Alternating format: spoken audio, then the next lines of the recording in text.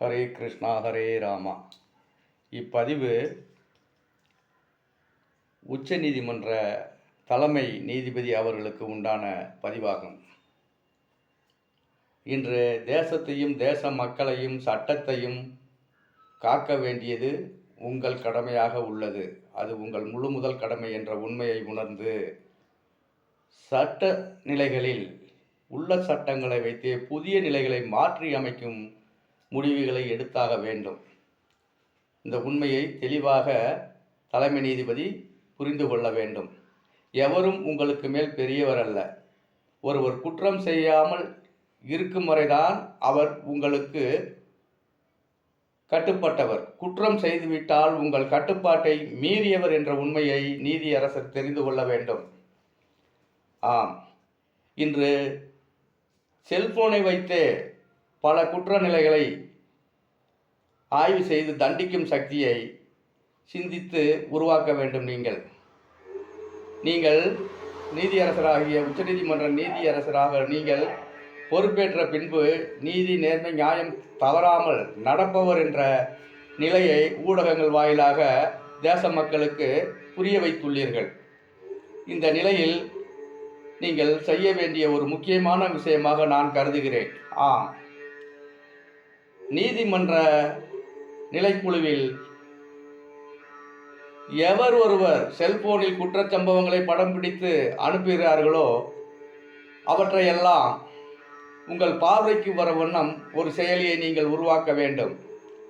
அதன் அடிப்படையில் அந்த குற்ற பின்னணியை வைத்து நீங்கள் தானே முன்வந்து சட்ட நடவடிக்கைக்கு உட்பட்டு சம்பந்தப்பட்டவர்களை தண்டிக்கும் அதிகாரத்தை செயல்படுத்தி காட்ட வேண்டும். இதற்கு முன்பு நீங்கள் பாரத தேசத்தில் உள்ள அனைத்து கீழமை நீதிமன்றம், உச்ச நீதிமன்றத்திற்கு இடைப்பட்ட மத்திய நீதிமன்றங்கள் அனைத்தையும் நீதியரசர்களையும் ஒன்று திரட்டி அனைத்து வழக்கறிஞர்களையும் ஒன்று திரட்டி மாநாடு நடத்தியாக வேண்டும். 10 நாள் 20 நாள் நீதிமன்றங்கள் மூடப்பட்டாலும் அதை பற்றி யோசிக்க வேண்டாம், சிந்திக்க வேண்டாம், கவலைப்பட வேண்டாம். நமது பாரத தேசத்தின் சட்டம் காக்கப்பட வேண்டும். குற்றவாளிகளை அடையாளம் கண்டுபிடித்து தண்டிக்கப்பட வேண்டும் என்ற நோக்கத்தை எல்லாம் அந்த நீதிமன்ற மாநாட்டில் எடுத்துரைத்து விரைவாக தண்டிக்கும் விரைவு சட்டங்களை அனைத்து நீதியரசர்களும் பயன்படுத்தும் வகையில் அதிகாரங்கள் வழங்க வேண்டும். இதை கண்டிப்பாக நீதியரசராகிய தலைமை நீதி அரசராகிய தாங்கள், உச்ச நீதிமன்ற தலைமை நீதி அரசராகிய தாங்கள் செய்தாக வேண்டும். எளிய வழியில் சட்டத்தை கையாளும் முறைகளை கொண்டு வர வேண்டும். காலதாமதமான சட்டம் சட்டம் அல்ல, அது மனித குலத்தை வாட்டி வதைக்கும் நிலையாகும். இதையெல்லாம் உணர்ந்து கொள்ளுங்கள். சட்டத்தை எப்படி வேண்டுமானாலும் செயல்படுத்தலாம் என்று ஒரு குற்றவாளி செயல்பட்டு கொண்டிருக்கும் போது சட்டத்தை எப்படி வேண்டுமானாலும் பாதுகாக்கலாம் என்ற பொறுப்பில் உள்ள நீங்கள் இதை கண்டிப்பாக செய்தாக வேண்டும். மனிதநேய விருதுகள் தொண்டு நிறுவனத்தின் சார்பில் நான் உங்களிடம் இதை ஒரு கோரிக்கை மனுவாகவே வைக்கின்றேன்.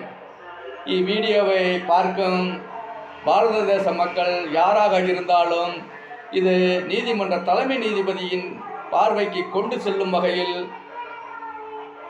அனுமதியுங்கள், பதிவு செய்யுங்கள். இந்த கருத்தை மட்டும் நீங்கள் முன்வைத்து பதிவு செய்ய வேண்டாம். உங்களுக்கென்று தேச பாதுகாப்பு, தேச நலன், மக்கள் நலன் அக்கறை உள்ள நபர்கள் யாராக இருந்தாலும் உங்கள் கருத்தையும் பதிவு செய்து நீதியரசருக்கு அனுப்புங்கள். நமது தேசம் வலுப்பெற வேண்டும், வெற்றி பெற வேண்டும், மக்கள் பாதுகாப்பாக வாழ வேண்டும். உலக அரங்கில் பாரத தேசத்திற்கு உண்டான மதிப்பு எவ்விதத்திலும் குறையாமல் காக்கப்பட வேண்டும் என்று விரும்பும் ஒவ்வொருவரும் இதை செய்யுங்கள். குற்றவாளிகள் எவரும் நிலையாக வாழப்போவதில்லை. அவர்கள் முட்டாள்கள். இன்று பாரத தேசத்தில் குற்றம் செய்து மக்களை நலித்தளித்து வாழும் அனைவர்களுமே மகா முட்டாள்கள். இந்த உண்மையை தெரிந்து கொள்ள வேண்டும்.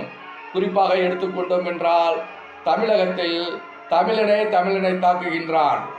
இது மரபு மீறிய செயல். இது வழியாக தொன்று தொட்டு நடந்து வருகிறது.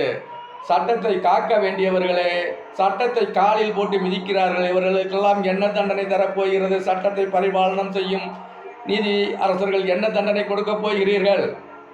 இதற்கெல்லாம் விடை சொல்லுங்கள். கூலி, அதாவது மக்கள் வரி பணத்தை வாங்கி கொண்டு சோம்பேறித்தனமாக தங்கள் கடமையை செய்யாமல் சுறுசுறுப்பாக உங்களுக்கு கூலி கொடுக்கும் மக்களுக்கு உறுதுணையாக நின்று வழி நடத்துங்கள்.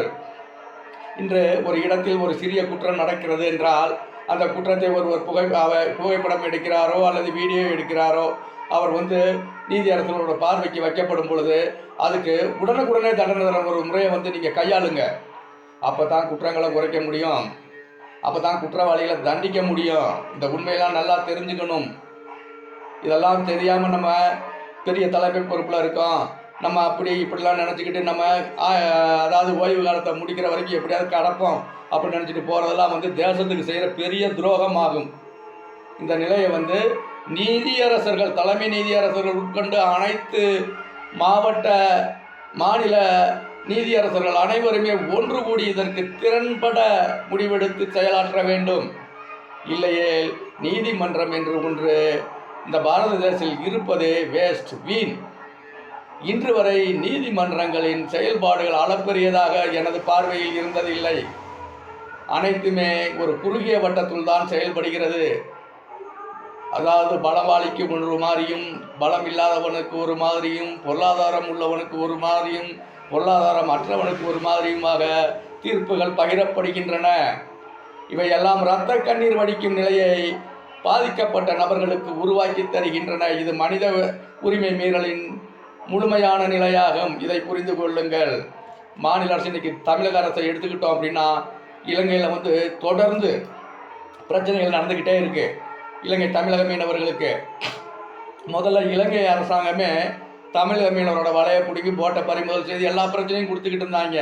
அது சர்வதேச லெவலில் அந்த அரசு செய்கிறது தவறு அப்படிங்கிற ஒரு முறையை உணர்ந்ததுனால இப்போ அவங்க என்ன செய்கிறாங்க, கடல் கொள்ளையர்கள் என்று அவங்க ஆளுகளை அனுப்பிச்சு தமிழக மீனவர்களை கொடுமைப்படுத்திட்டு வர்றாங்க. உடனே மத்திய அரசு மாநில அரசு செஞ்சாக வேண்டிய பொறுப்பு என்னன்னா, ஒன்று தமிழக மீனவர்கள் மீன் பிடிக்க கடலுக்குள்ளே செல்லும் பொழுது அவங்க பாதுகாப்புக்கு உண்டான உபகரணம், கருவிகள், துப்பாக்கிகள் எல்லாத்தையும் கொடுங்க. அப்படி இல்லையா ஒவ்வொரு போட்லேயும் 2 துணை இராணுவத்திலையோ இல்லை மாநில காவல்துறையில் இல்லை காவலர்களையோ துப்பாக்கி ஏந்தும் நிலையோட அனுப்பி அவர்களுக்கு மீன் பிடித்து கரை திரும்பும் வரை பாதுகாப்பை கொடுங்க. இதை நீங்கள் செய்யுங்க. அப்புறமா மற்ற வேலைகளை இலங்கையில் உள்ள கச்சத்தீவை மீட்க வேண்டாமாங்கிற முடிவெல்லாம் அப்புறம் எடுத்துக்கலாம். நல்லா மனம் வெந்து நொந்து சொல்கிறேன்.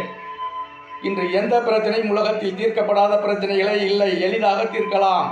அதற்காக மனித உயிர்களை பலிகொண்டு மனித உடைமைகளை அழித்து வாழும் நிலை சரியான நிலை ஆகாது என்ற உண்மையை தெரிந்து கொள்ளுங்கள். இன்று எப்பேற்பட்ட பிரச்சனையாக இருந்தாலும் என்னிடம் என் முன்வையுங்கள். அதற்கு விரைவு தீர்வு எப்படி வழங்குகிறேன் என்பதை பாருங்கள். யாருக்கும் எவ்விதத்திலும் பாதிப்பில்லாத நிலையில் நாம் வாழ்ந்துவிட்டு போவதுதான் மனித தர்மம்.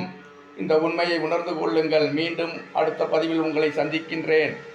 அன்பர்களே, நண்பர்களே, இப்பதிவை பார்க்கும் அனைவரும் இதை மத்திய மாநில அரசுகள் மற்றும் உச்ச நீதிமன்ற அரசர்கள் பொதுமக்களுக்கு போய் சேரும் வகையில் செயல்படுங்கள்.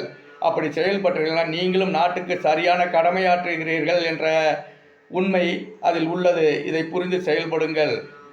நன்றி, வணக்கம். ஆயுஷ்மான் பவ, கீர்த்திமான் பவ, ஜெய் பவ.